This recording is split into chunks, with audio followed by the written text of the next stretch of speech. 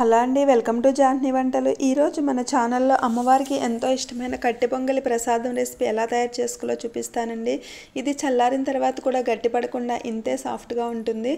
దానికోసం ఒక కుక్కర్ తీసుకుని దానిలో ఒక చిన్న గ్లాసు బియ్యం వేసుకోవాలి. అలానే ఒక చిన్న గ్లాసు పెసరపప్పు వేసుకోవాలి. బియ్యం పెసరపప్పు ఈక్వల్గా తీసుకోవాలి.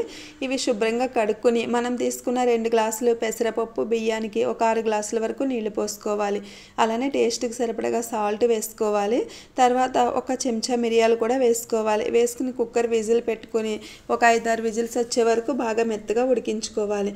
చూడండి, అన్నం మెత్తగా ఉడికి చల్లారిన తర్వాత కుక్కర్ మూత తీసుకుని గరిటెతో ఇలా కొంచెం మెదుపుకోవాలి.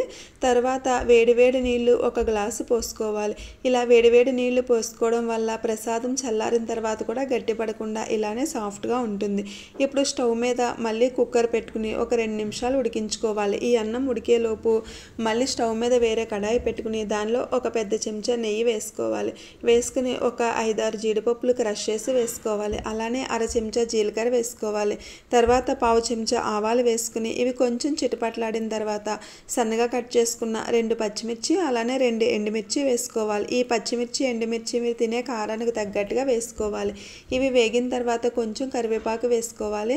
తర్వాత పైనుంచి ఒక అర చెంచా మిరియాలు అలానే ఒక పావు చెంచా ఇంగువ వేసుకోవాలి. వేసుకుని స్టవ్ ఆఫ్ చేసుకుని మనం ముందుగానే స్టవ్ మీద పెట్టుకున్న రైస్లోనే ఈ తాలింపు వేసేసుకోవాలి. వేసేసుకుని ఒకసారి అన్ని బాగా మిక్స్ చేసుకుని స్టవ్ ఆఫ్ చేసుకోవాలి. అంతేనండి, చాలా టేస్టీగా ఉండే కట్టె పొంగలి ప్రసాదం రెడీ అయిపోయింది. చాలా అమ్మవారికి ఇష్టమైన ప్రసాదం అండి.